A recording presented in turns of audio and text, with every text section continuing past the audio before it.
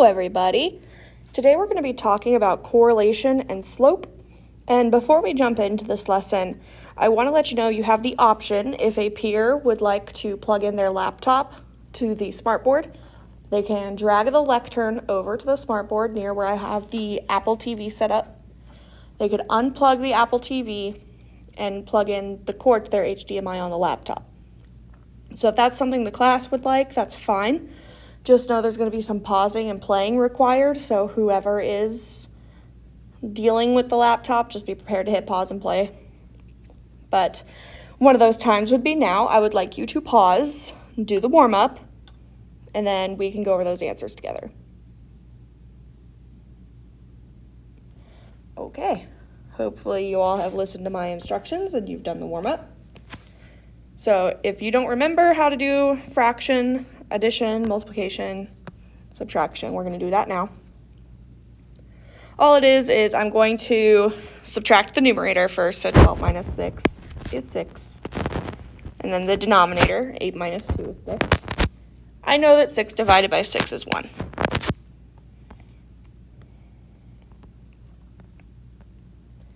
This one here, 9 minus 4 is 5. 4 minus 6 is negative 2. I cannot simplify that fraction, but I will say that when we do start to write these into equations, that negative is going to stick out front. Okay? And once I'm done going over all of these, I'll zoom out and pause. 7 minus 3 is 4. 2 minus negative 2 is a bit more tricky. I'm going to keep the sign, so I'm going to keep that negative. I'm going to change this one to a positive, and I'm going to change this one to a positive. So that turns into negative 2 plus 2. That is 0. It is not possible to divide by 0. That breaks math. So we call that undefined, or the empty set.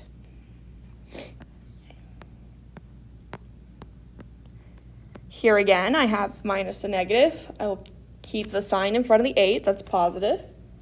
Plus, 8 plus 4 is 12. I can do that down here as well. I can call this negative 3 plus negative 1. That gives me negative 4. And then I know 12 divided by negative 4 is negative 3.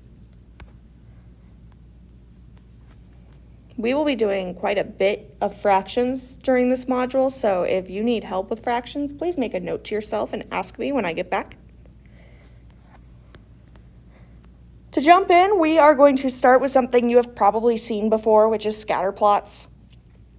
I heard a lot of students say they saw these last year. I'm not quite sure if you drew lines of best fit last year. That's what we're going to be doing now.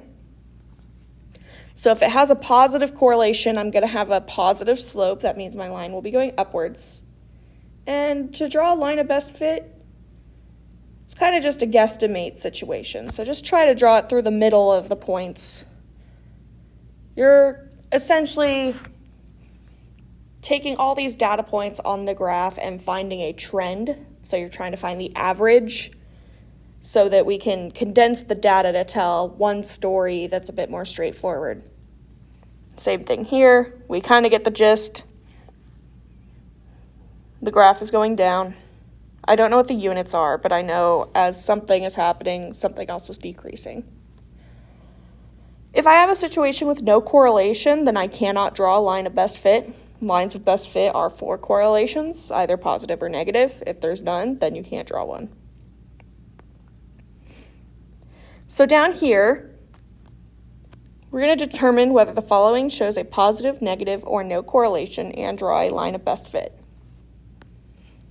Sometimes it helps to look at the labels, so this one could kind of go either way. I had a lot of students debating on this one last year. But height and weight, it's kind of a known fact that as height increases, your weight will also increase just because height involves having longer bones. So more bone means more weight. So I can pretty safely assume, even if I didn't have the data, that this is going to be a positive correlation.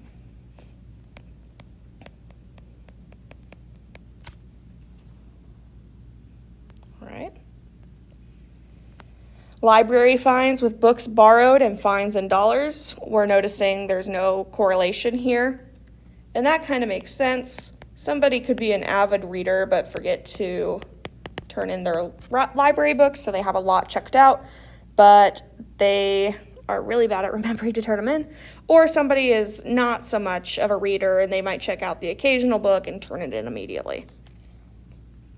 It just kind of depends. Okay.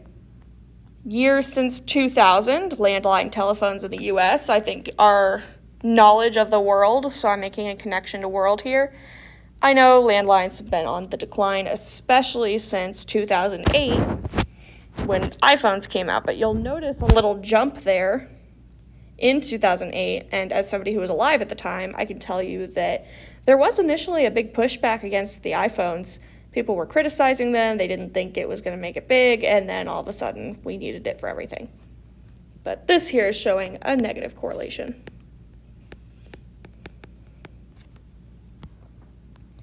So that's what that page should look like. Not too much. Okay. What we care about in Algebra 1 is more rate of change and slope. So this is probably the key idea from this semester that you will be taking away. There's one each semester. So for semester 1, it is being able to write an equation for a line and graph a line. That's a skill you're going to have for the first module back after winter break. It's something you're going to be using in geometry, and it's something you're going to be using in Algebra 2. So it's not going away. You will have to learn it, or just accept that you will be struggling. Okay, they want us to use the tables to determine if the function is linear. That is an old skill. That was from Module 3. So let's review that. My change in x, so this is my x column, this is my y column. I added 2. I once again added 2. So since my change in x remained consistent, my y's must also remain consistent. That's plus 12. And once again, we added 12. What we are doing differently is finding the rate of change.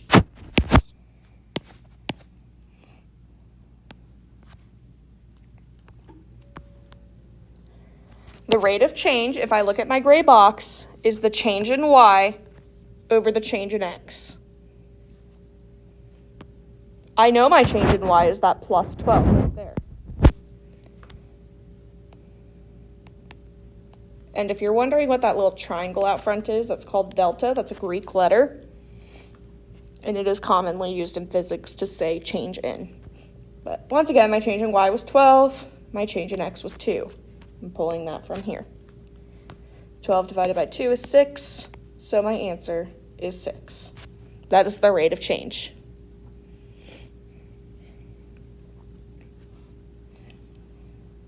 And if I wanted to describe this in context, I could say 1 cup of flour makes 6 pancakes. Okay, let's look at the x here. I subtracted 3.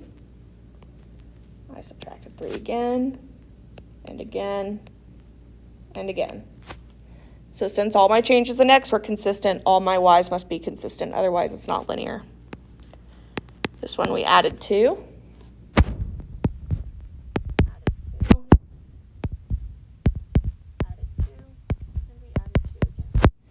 So since my left and my right is the same, I'll do my change in y over change in x. That's 2 over negative 3. And in an equation, we would write it with that negative out front.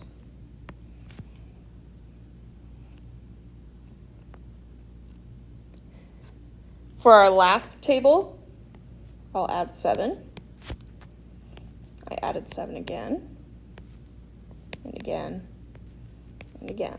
So this is all pretty consistent. To get from here to here, so from negative 4 to negative 1, I add 3. To get from negative 1 to positive 1, I add 2. Since all my x's had the same change, my y's must also have the same change. Otherwise, it is no longer a linear function. So I'm going to say this is nonlinear. I do not need to keep worrying about the arithmetic or changes if it's not linear. That's a waste of time.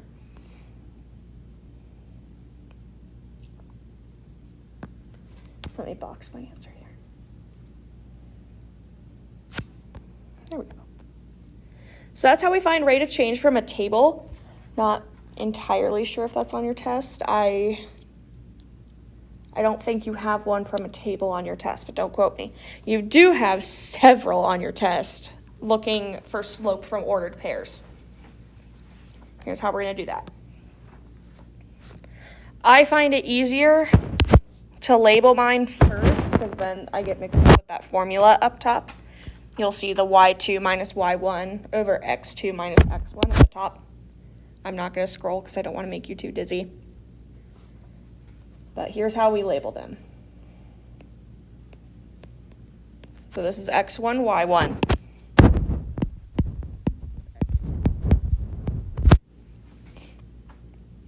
These little numbers are subscript. They should not be as large as your letters. They should be like in the bottom right corner of your letter. Probably at least half of the height, or at most half of the height of the letter itself. It needs to be distinctive. Otherwise, I might think you're doing x times 2 or y times 2. But my formula is y2 minus y1. We'll just try to make this look a little bit better. And then I have x2 minus x1. Does it really matter which point is 1 and which point you consider 2? No, -3 and 4 could have been my x2, y2, and the other one could have been my x1, y1. It doesn't matter. You can choose. I think it's just usually easier to leave it in the order you saw it. But my y2 is 7. I'm going to get this all set up. My x2 was 1, so notice how the ordered pair is stacked on top of each other. Then my y1 was 4, and my x1 is -3.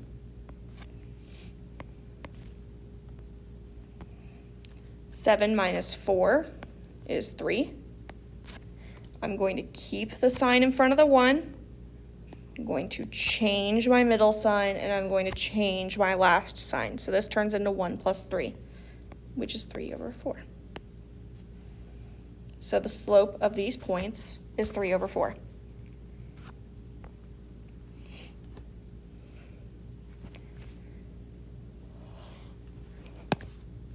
Alrighty. I'm not going to keep writing that formula every single time, but I will keep highlighting and labeling.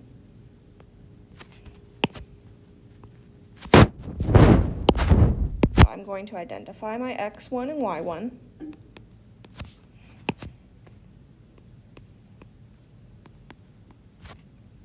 And then it's what we call a plug and chug. It means you plug it into the formula and you chug the calculation.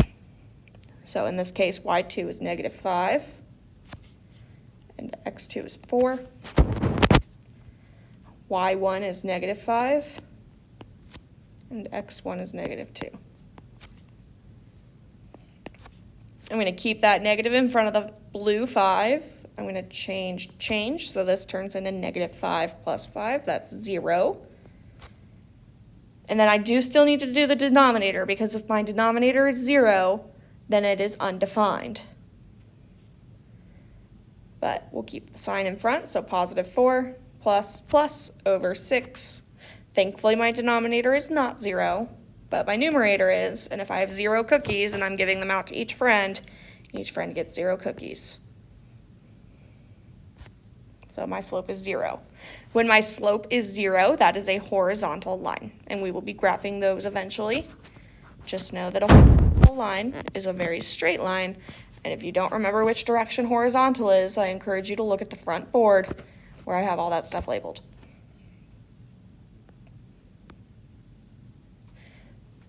Just to show you, it doesn't really matter which order you put it in. Let's call this one y2, and this one is 0.1. So this will be x1, y1,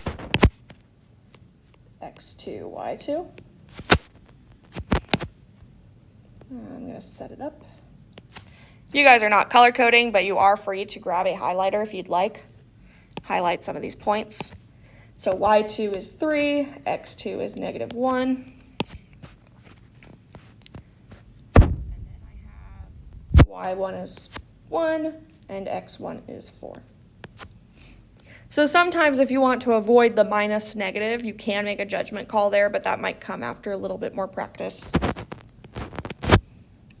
3 minus 1 is 2, and -1 minus 4, or plus -4, is -5. So I get the answer -2, 5. Just to prove a point up here in the corner, real tiny, I will write what else it could have been. So if I had swapped which points were which, I could have done 1 minus 3 over 4 minus -1. 1 minus 3 is -2. 4 minus -1 is 5. I get the same answer of -2 over 5. So it doesn't matter what order you put them in, just as long as you make sure that your points are stacked on top of each other and that your y is in the numerator and x is in the denominator. Slope is also called rise over run, and since y is what is responsible for the height of a point, that might help you remember. Alrighty, so this is again where I might want to make a judgment. If I want to turn these into addition problems, I might want to make my second point the thing that's listed second. Or if I don't want to run into changing my negatives around, I might want to list it first. I prefer addition problems. So I'm going to have a moment to write everything down. And then I have -2 as my y2. And my x2 is -3. Oh, I lied. Never mind. This won't be an addition problem. And y1. So I have 4 over -3. I can change my numerator. -2 plus -4. That's easier for me personally to think of. -2 plus -4 is -6. I'm adding two negatives together. I'm going to keep change. -3 plus 3 is 0. I cannot divide by 0, so that is undefined. Dividing by 0 implies that something poofed out of existence mathematically. That is not possible, so we cannot divide by 0. But that's what that page should look like. Hopefully it isn't too bad. And this is where I'm going to remind the class that we are moving on to lesson 3 when I return, whether you are ready or not. So please do the notes. We have a couple more examples. Example 4, find slope from an equation and a graph. It looks a little scary. It's not too bad. So something I like to do is I like to find the y-intercept of the graph, or an x-intercept even, because then one of my values is 0. Right here, I see I've got a pretty good y-intercept because it crosses a vertical line and a horizontal line on my grid, so I get to use a whole number. For point 1, I know that's x is 0 and y is -3. I'm going to look around for a really nice point after that. I see 1, 1. Crosses pretty exactly on 1, 1. Could you also do 1.53? Sure. I'd rather not, but more power to you if you want to. And then I will continue to color code for a little bit longer. So my y2, x2 is 1 and 1. My y1 is -3, and my x1 is 0. 1 plus +3 is 4. 1 minus 0 is 1. So the slope of this line is 4. Remember that slope is rise over run. So If my slope is 4, that means I'm going up 4 over 1. And I can count that from my purple point to my blue point. So 1, 2, 3, 4. Yeah, I went up 4 and I went over 1. Great.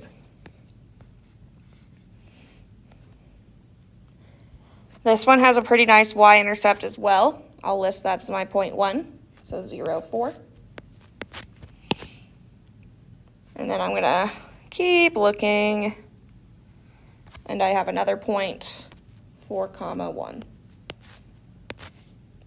You could count right ahead of time, check your work. So for my purple point, I have to go down 1, 2, 3, and over 1, 2, 3, 4. So I should expect a slope of negative 3 over 4. So if there's a negative in front of your slope, that means you're going down, but you're always going to the right. So when I say over, you should think right. Well, let's see if this works out mathematically. I have 1. I didn't set this up. 1 and 4. I have 4 and 0. 1 minus 4 is negative 3, and 4 minus 0 is 4. So yes, it does check out. Negative 3 over 4 is my slope. Go ahead and pause the video and try this one on your own first.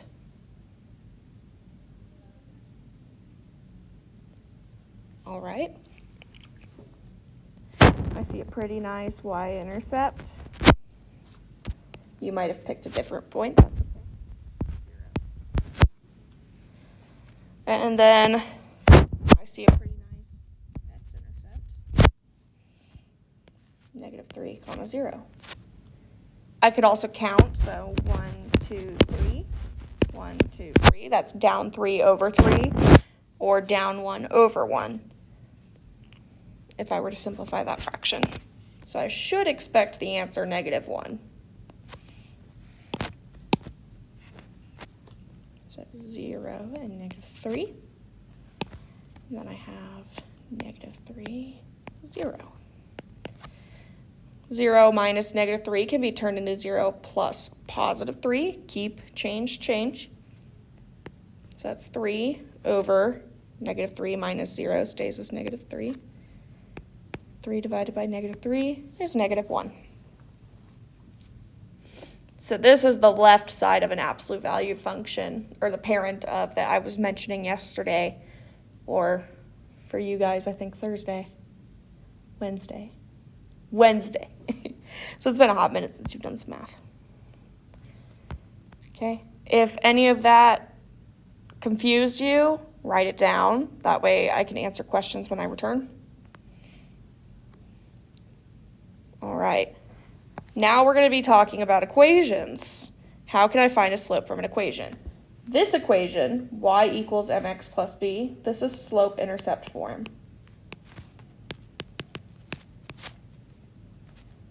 And you can identify the slope as the thing that is stuck with x.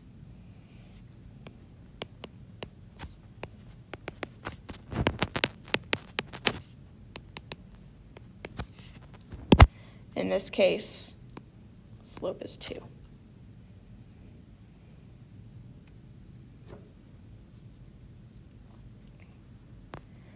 Alrighty. This equation is in standard form. We will not be doing much with standard form. I just wanted you to know how to identify it. And that's when you have number x plus number y equals a number. Here's what you're going to do. Remember when we were isolating a variable? That's what this is. So I can subtract 3x from both sides. I get 2y equals negative 3x plus 8. I can divide each of these by 2.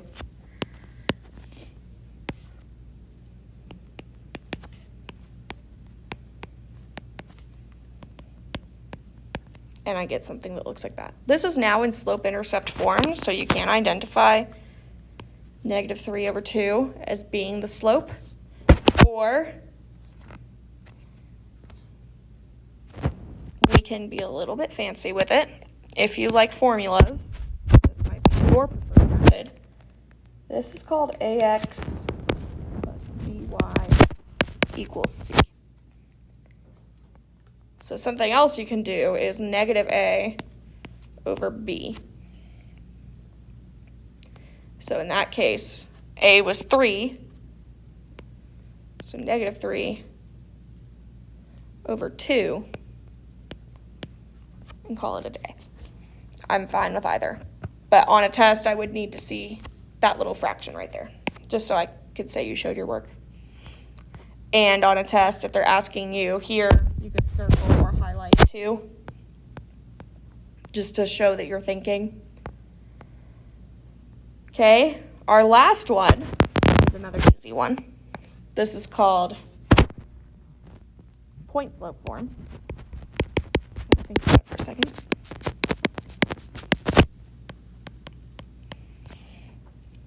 Okay, and once again, it's my thing in front of the X, but it has to be outside the parentheses. And we're going to talk more in depth about this stuff, so if it's confusing, you will get more practice with point slope form and slope intercept form. But for now, you should know that point slope form, the slope is the thing that's in front of the parentheses.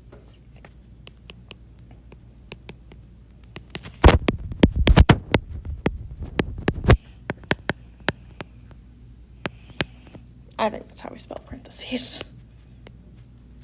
So my slope is 3. I think equations are the easiest one to tell the slope from because it doesn't really require much calculating so much as it requires identifying. Alrighty.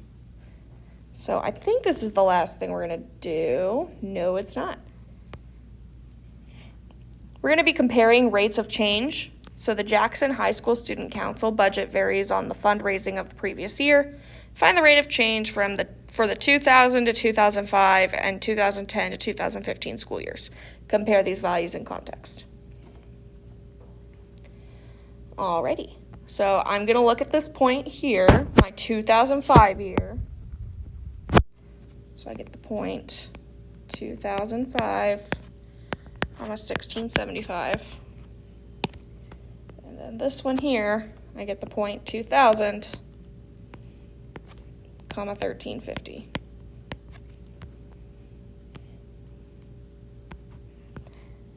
Like I said, it doesn't really matter which one is which. In this case, I'm going to have purple be my Y2. So I'm going to have 1675 minus some number over 2005 minus some number. And then that some number will be 1350 over 2000. If I plug that into a calculator,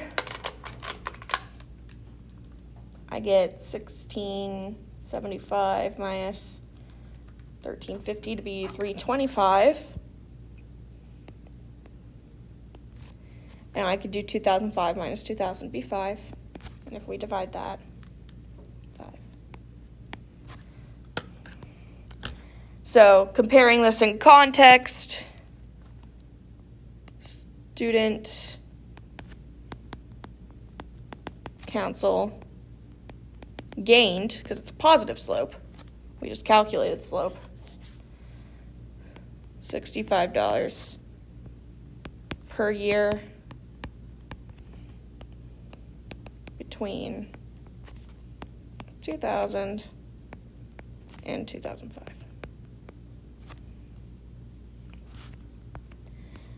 Okay, and then they want to know between the 2010 and the 2015 school year. So I'm going to erase this for the sake of space.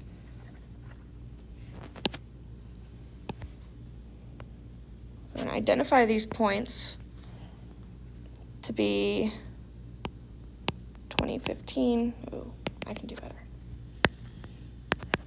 Comma. I need to move that. 1325. Oh boy, my hand is working ahead of my brain. And this one here would be 2010, 1550. I would like you to calculate the slope of those 2 points and try to compare them within context. So go ahead and pause, try it on your own, and come back when you're done. Alrighty. So you should have had, I gotta zoom out to see. 1325 minus, what was the y coordinate? 1550 over 2015 minus 2010. All right, zoom back in. And I don't know what these values are off the top of my head, so I will use my resources. 1325 minus 1550, I get negative 225.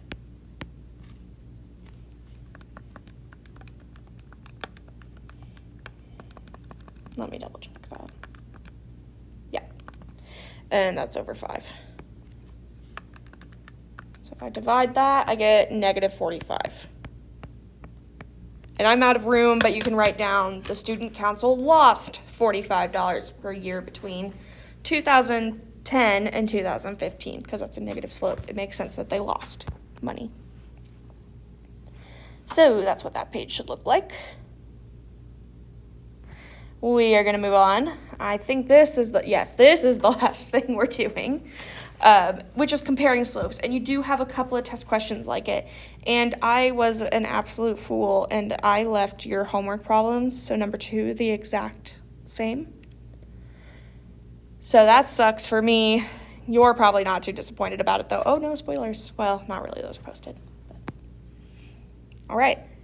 So we're going to compare the following equations, and we're going to select all true statements. Really quickly, parallel lines, they have the same slope. They're never going to cross, so by definition, parallel lines have the same slope. Perpendicular lines have opposite reciprocal slopes, and I will show you how to calculate that and identify it.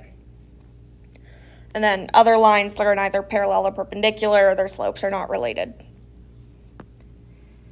Okay. So the slope of this equation, I'll use my highlighter.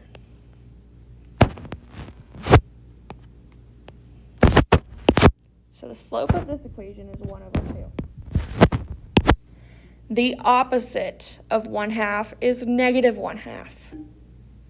The reciprocal of 1/2 is 2 over 1, or just 2. So negative 2 is an opposite reciprocal. Call that negative 2 over 1. Since they are opposite reciprocals, the lines are perpendicular.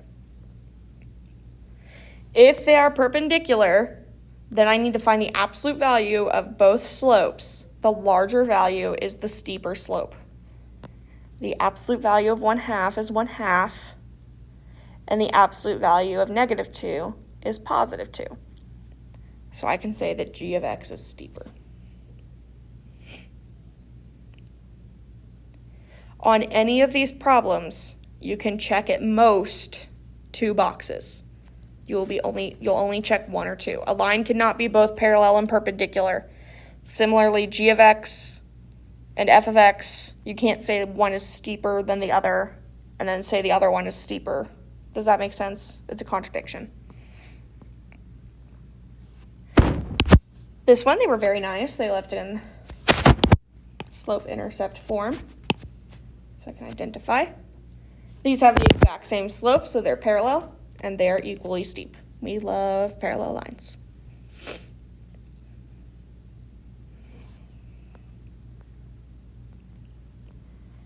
Okay, they gave me this one, my top equation, in standard form.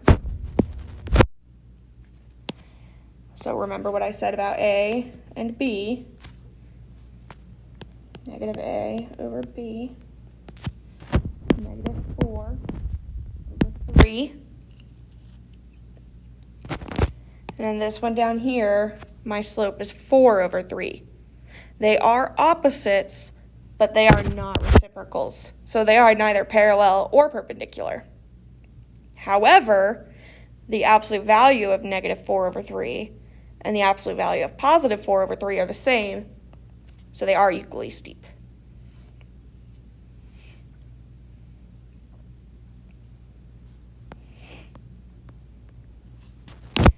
Next one, they were very nice again. I have -8. This one I have A and 1 will be B. So -A over B. -5 positive 5 is 1. The slopes are not related, so they're neither parallel or perpendicular. Then I have the absolute value of 8 and the absolute value of 5. 8 is greater than 5, so a wiser teacher would have labeled these. We'll call these f of x and g of x. Oops. For the sake of argument. So make sure you label that so future you knows the difference. So in this case, f of x is steeper than g of x. Not too bad. Please do your cool down. I have a vertical line and a horizontal line, so I want you to find the slope by identifying 2 points, calculating slope. The answer key is online. Same thing with the practice. The final answers are online, but you do still need to show work for full credit. Thank you for hanging in there. I know this was a long one, but I'm not here today, so I know there's probably several questions. Please write those questions down so that I can answer them when I return. All right, have a fantastic Monday, and I will see you on Wednesday.